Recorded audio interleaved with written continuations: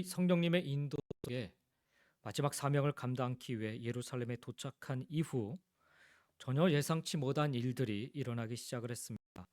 바울을 의심의 눈초리로 바라보고 있던 유대인들을 위해서 순순히 예루살렘 교회 지도자인 야고보와 장로들의 권면대로 마침 유대교에서 개종하려 나실인 서원을 한 이들의 결례, 즉 정결 예식과 더불어 머리를 깎고 제물을 드려 제사를 드리는 등의 그 일에 함께 사도 바울은 동참하게 되었습니다.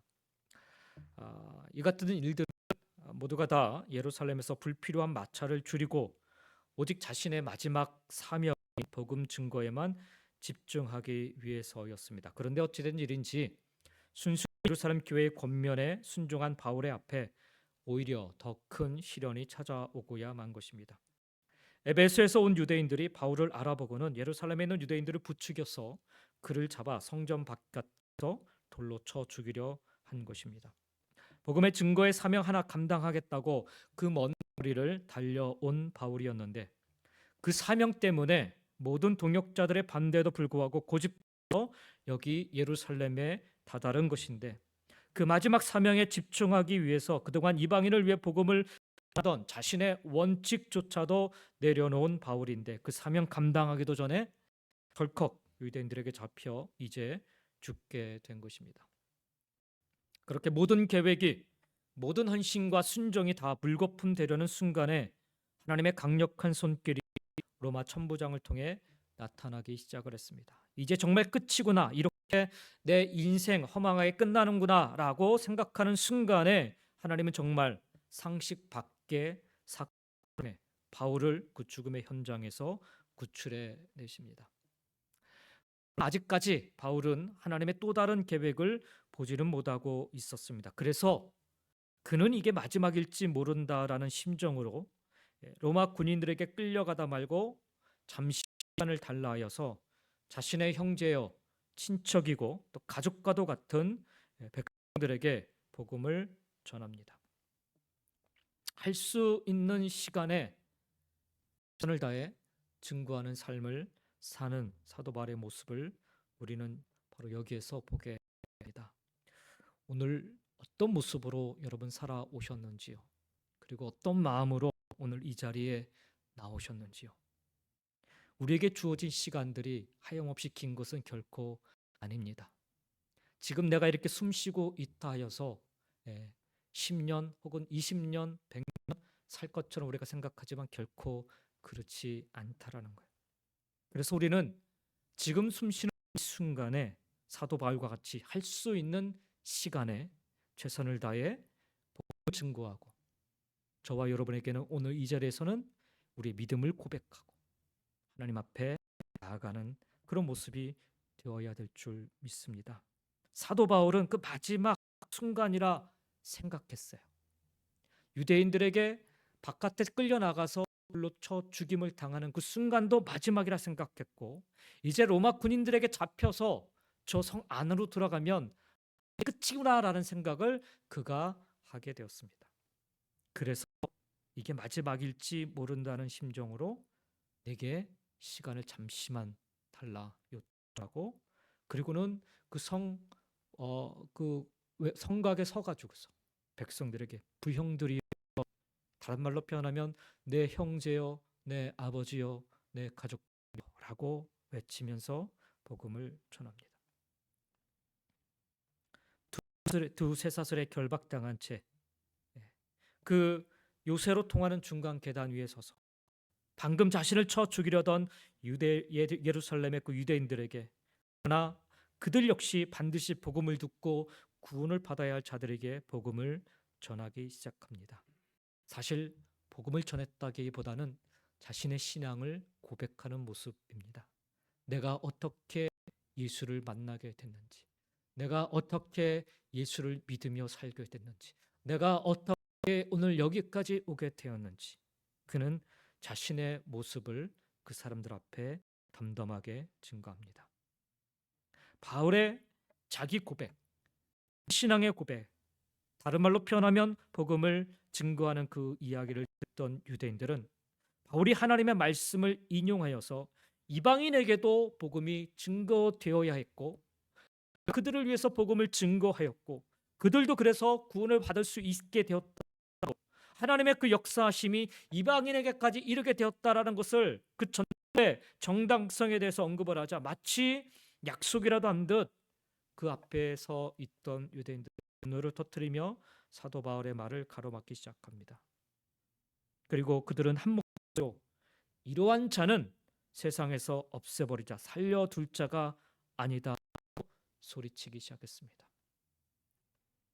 자신들이 믿는 하나님이 그 하나님의 은혜가 자신들로부터 시작하여서 믿지 않은 많은 이방인들에게 흘러가서 그들도 하나님의 은혜를 받으면 얼마나 좋겠는가, 이런 생각은 도저히 하지 못하고 이 은혜는 우리에게만 있어야 된다, 이방인에게는 결코 흘러갈 수 없다라는 그런 논리 가운데 이방인에게 복음이 증거되었다, 그들도 하나님의 이름을 부르게 되었다라는 사도 바울의 이 복음 증거 고백에 이러한 자는 세상에서 살려둘 필요가 없다, 죽여야 된다라고 그렇게 소리치게 됐습니다. 그리고 그들은 관습에 따라 옷을 벗어 던지고 티끌을 공중에 날리며 극도의 분노를 터뜨리게 됩니다. 이미 우리가 알고 있는 것처럼 두 쇠사슬에 결박당한 채 로마 군인들에 의해 안토니아 요새로 옮겨지던 바울에게 자기 변증, 복음 증거를 할 수 있게끔 허락하는 천부장이었습니다. 그때 바울이 자기 변증을 위해 자기 고백과 신학과 복음을 증거하기 위해 사용한 언어는 사도행전 22장 2절에 의하면 천부장이 알아들을 수 있는 헬라어가 아니라 유대인들이 사용하던 히브리어였습니다. 더 정확하게 말하면 그 당시 유대인들이 마치 모국어처럼 사용하던 아람어였어요. 아람어를 구사할 줄 몰라서 바울이 유대인들에게 무슨 말을 하는지 전혀 알아들을 수 없었던 천부장은 바울의 말을 듣는 유대인들의 반응을 그래서 유심히 살펴보게 되었습니다. 갑자기 유대인들이 소리치고 분노를 터뜨리며 바울의 말을 가로막자, 그리고 또다시 바울을 쳐 그런 기세를 보이자 천부장은 유대인들의 분노가 극에 달했다라는 표심을 알아챕니다. 그리고 천부장은 곧 사퇴 수습에 나서게 됩니다. 그 내용이 오늘 24절이죠. 천부장이 바울을 영내로 데려가라 명하고 그들이 무슨 그에 대하여 떠드는지 알고자 하여 채찍질하며 신문하라라고 그렇게 명령을 합니다. 천부장은 부하들에게 바울을 안토니아 요새 안으로 끌고 가도록 명령했습니다. 그리고 바울의 자기 고백과 변증을 듣던 유대인들이 바울에게 왜 그토록 분노하면서 다시 그를 쳐 죽이려 했는지 그 이유를 확인하기 위해서 천부장은 부하들에게 바울을 채찍질하면서 신문하도록 그렇게 명령을 합니다. 당연히 자신이 이해할 수 있는 헬라어로 신문하게 했습니다. 예루살렘의 유대인들이 바울에게 그토록 분노했다면 천부장이 처음에 바울을 오해했던 것처럼 바울이 그때 천부장이 바울을 그 유대인들의 손에서 급하게 이렇게 잡았던 이유는 이 사람이 칼잡이로서 4,000명을 동원해서 폭동을 일으켰던 이집트인이었다라고 여기기 때문에 그렇습니다. 그런데 막상 잡아서 이야기를 듣고 보니까 그 사람은 아니었어요. 그런데 유대인들의 그 반응을 보니까 그 4,000명을 동원해서 폭동을 일으켰던 그 칼잡이 그 대장이었던 이집트인은 아닐지라도 그에 상응하는 뭔가 큰 문제를 일으켰던 흉악범임이 틀림없을 거라 그렇게 한다는 것입니다. 그래서 신문을 하기 위해서 채찍질을 하고 신문하도록 그렇게 명령한 것입니다. 우리가 예수님의 그 영화 같은 걸 보면 알겠지만 로마의 채찍질은 인간이 고안한 채찍 중에서 가장 잔인한 채찍이었던 것으로 알고 있습니다. 채찍 끝에 날카로운 쇠붙이를 여러 개를 달아가서 그 채찍을 맞는 사람의 살점이 한 번 칠 때마다 두둑 찢겨 나가는, 패이고 떨어져 나가게 하는 그런 무자비한 채찍이었습니다. 그래서 보통 사람 같으면 한 10번 정도 맞으면 그냥 실신해서 쓰러져 버리고 출혈로 심지어는 죽기도 하고, 뭐 아주 경미한 경우에는 그냥 불구자가 되는 것이 다반사인 게 로마 군인들이 행하는 채찍질입니다. 이때 당시에 그 평균 수명으로도 이미 거의 이제 인생 말년에 접어든 바울이 그 채찍질을 당한다면 자신이 가야 할 로마 제국의 심장 로마로는 출발해 보기도 전에 로마군의 채찍질로 예루살렘에서 생을 마감할 수밖에 없는 그런 상황에 처해졌습니다. 아마 사도 바울은 이때도 나는 여기서 이제 끝이구나 라는 생각을 했을 거예요. 그나마 좀 안심할 수 있는 것은 그래도 내가 여기서 죽기 전에 내 민족 동족들에게 마지막 복음을 전할 수 있었다라는 것에 받고 아마 그렇게 신문장에 그가 나가지 않았을까 생각합니다.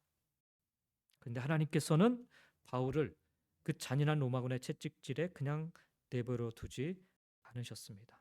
하나님의 강권적인 역사와 인도하심의 손길이 유대인들이 칼질로 죽이려는 그 순간에서도 건져내 주시고 또 이 로마군의 채찍질에도 건져내 주시는 것을 보게 됩니다. 이게 하나님의 역사하심입니다. 우리가 예상치 못한, 우리가 기대하지 못한 그런 상황 속에서 하나님은 항상 이렇게 강권적인 인도의 손길, 보호의 손길, 역사의 손길을 펼치시고 계십니다. 저와 오늘 여러분이 걸어왔던 이 하루하루의 삶 속에서 하나님은 그렇게 역사하셨습니다. 우리가 그것을 깨닫는 게 얼마나 중요한지 모릅니다. 보세요. 사도 바울이요, 그 마지막의 순간이라 생각하고 이제 그 채찍으로 가는 그 순간에 25절에 보니까 가죽줄로 바울을 매니 바울이 곁에 서 부장도로 이르되 너희가 로마 시민 된 자를 죄도 정하지 않으며 채찍질할 수 있느냐라고 묻습니다. 여러분, 이 문장이 왜 중요한가 하면 사실 유대인들에게 죽기 직전에 천부장의 군사들을 데리고 와서 사도 바울을 붙잡지 않습니까? 21장 그 하반절을 보면은. 그런데 그때 사도 바울이 얼마든지 이 로마 군인들에게 이 이야기를 할 수 있어야 돼요. 그런데 사도 바울은 이때 이 이야기를 하지 않습니다. 의도적으로 한 게 아니라, 의도적으로 안 한 게 아니라 사실 그럴 여건도 안 됐고 까마득히 잊고 있었던 거. 그런데 하나님의 강권적인 인도의 손길 속에서 유대인들의 그 죽음의 순간에 건져내시고 이 로마인들의 그 채찍질에서 건져내시는 순간에 사도 바울이 이 사실을 기억하게 돼요. 로마 군인들이 채찍질을 하기 좋게끔 바울의 두 팔을 위로 올리게 한다. 오늘 말씀에 보면 그 상상을 할 수 있어요. 양 기둥에 한 발씩 가죽줄로 묶어버려요. 그리고 이제 곧 잔인한 채찍질 참이었는데 바로 그 순간에 바울이 현장 책임자인 백부장에게 로마 시민 된 자를 죄도 정하지 아니하고 채찍질할 수 있느냐라고 묻습니다. 로마법에는 정식 재판을 통하여 범죄 사실이 인정이 되고 형이 확정되기 전까지는 로마 시민에 대한 그 어떤 채찍질이나 매질을 할 수가 없게끔 법으로 정해져 있습니다. 만약에 그 법을 위반할 경우에 도리어 그렇게 채찍질한 사람, 그 사람이 처벌을 받게끔 되어 있었습니다. 바울이 로마 시민이라는 이 사실에 그래서 백부장이 깜짝 놀라게 된 것입니다. 로마 시민인 바울에게 만약에 채찍질을 한다면 현장 감독인 자신은 말할 것도 없고 채찍질을 명했던 천부장도 무시할 수 없었기 때문입니다. 그래서 26절에 백부장이 즉시로 천부장에게 그렇게 이야기하는 것입니다. 어찌하여 하려느냐? 이는 로마 시민. 사도 바울이 로마 시민임을 보고하고 있는 현장입니다. 어떻게 할 작정이냐 묻습니다. 어떤 경우에도 로마 시민이었던 바울에게 채찍질을 하여서 화를 자초하는 결과가 초래되어서는 안 된다라는 그런 의미였습니다. 그러자 27절 28절에 천부장이 사도 바울에게 와서 묻습니다. 네가 정말 로마 시민이냐? 그러면서 하는 얘기, 원래 나는 로마 시민이 아닌데 나는 돈을 많이 주고 이 시민권을 내가 샀다라고 얘기하는 거예요. 그래서 사도 바울이 나는 나면서부터 시민권자였다라고 얘기를 합니다. 이 말을 듣게 되자 이 천부장이 깜짝 놀라게 되는 거예요. 그 당시에 로마 시민에 한해서 로마 시민들은요 독특한 복장을 입게끔 되어 있습니다. 왼쪽 어깨에서부터 아래로 축 늘어지는 토가라는 그 겉을 입을 수 있는 그런 신분을 갖고 있는 사람이 로마 사람들이에요. 아무나 그 옷을 못 입어요.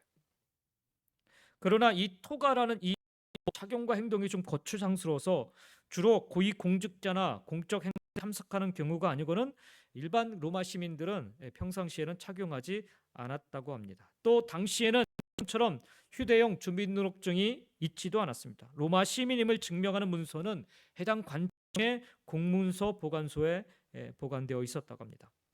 그러므로 토가를 옷을 그렇게 입지 않은 로마 시민에게는 자신이 로마 시민임을 드러내는 어떤 외관상의 표시는 사실 따로 없었다. 하지만 그 당시에 사람들은요, 누구든지 자신이 로마 시민임을 밝히게 되면 그의 말을 액면 그대로 받아 주었다고 합니다. 로마 시민이 아닌 사람이 자기가 로마 시민이라고 차칭을 하면 예외 없이 사형이에요. 사형. 그래서 천부장 역시 로마 시민임을 밝힌 사도 바울의 말을 그래서 의심 없이 받아들인 것입니다. 지중해 세계를 석권하였던 로마 제국 내에서 비로마 시민이 로마 시민의 길이 두 가지였다고 합니다. 첫 번째로는 로마 제국에 공을 세우는 것이었고, 두 번째는 부패한 공무원에게 뇌물을 주고 시민권을 사는 거예요. 매입하는 것입니다. 그리고 그렇게 얻어진 시민권은 자손 대대로 승계가 되었습니다.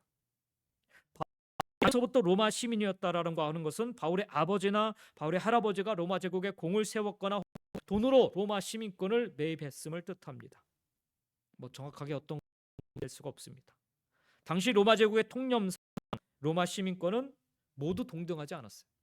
바울처럼 날 때부터 로마 시민으로 태어났던 혈연적 시민권은 돈으로 매입한 시민권보다 더 귀하게 다뤘고, 돈으로 매입한 시민권도 매입 시기가 오래되면 오래될수록 더 가치 있게 여겨졌다고 합니다.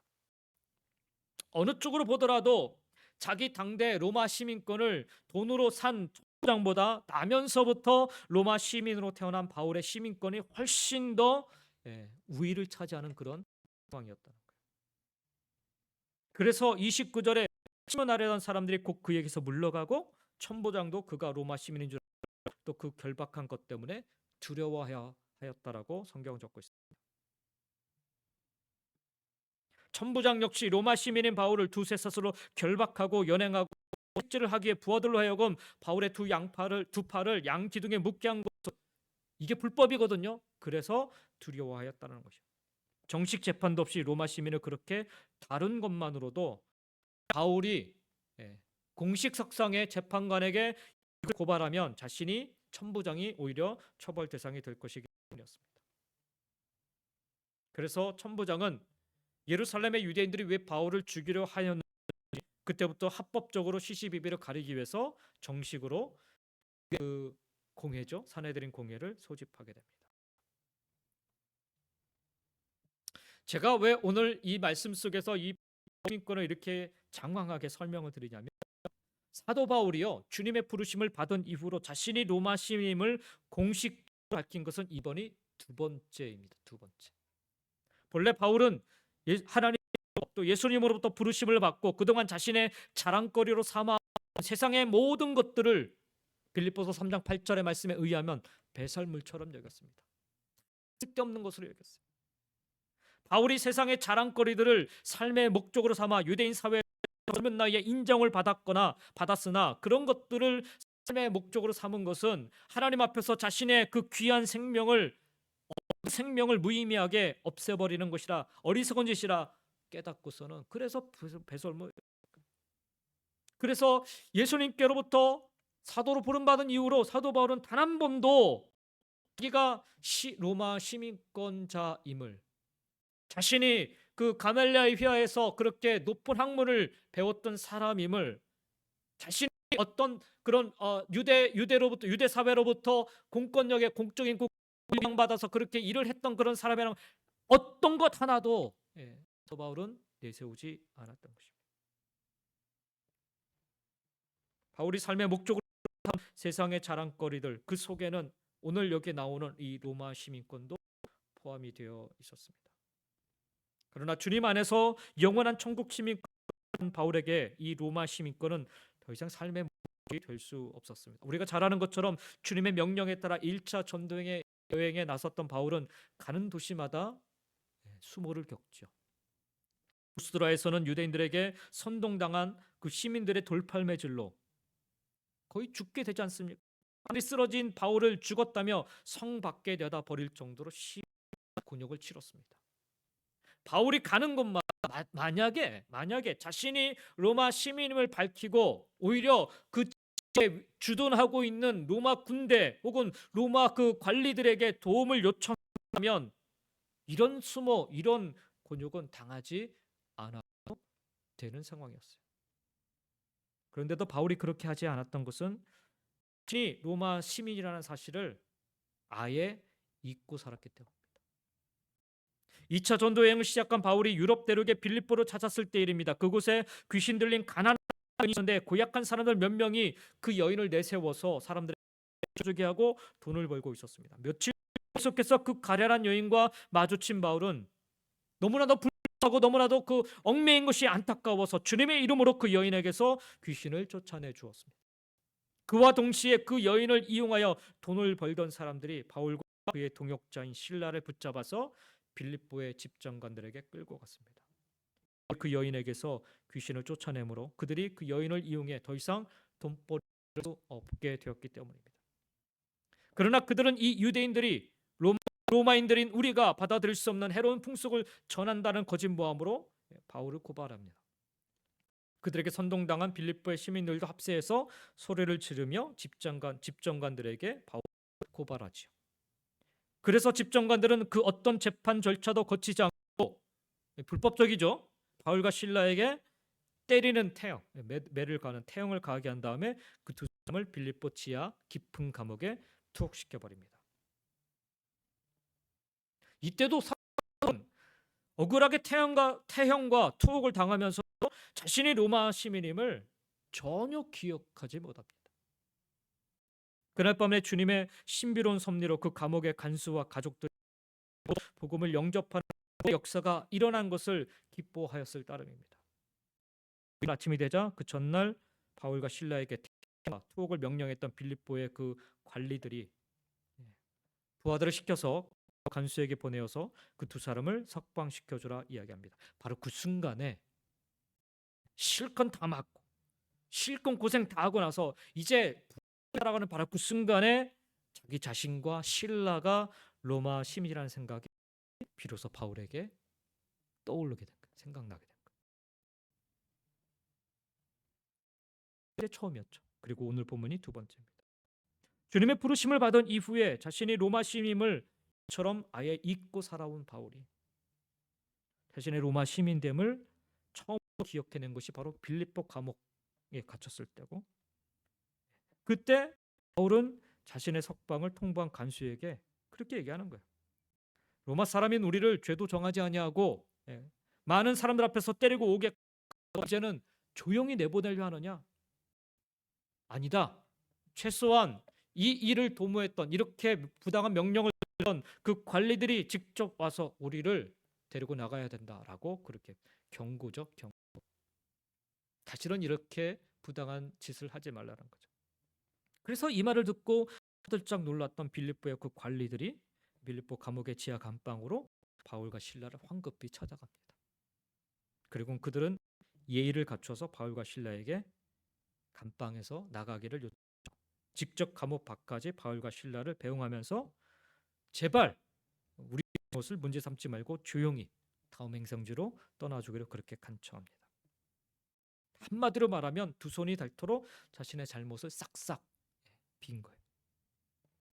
재판 없이 로마 시민인 바울과 실라에게 태형을 가하고 투옥시킨 이 잘못을 바울과 실라가 만약에 문제 삼을 경우 그들은 그 자리에서 목이 다 달아날 그런 상황이기 때문입니다.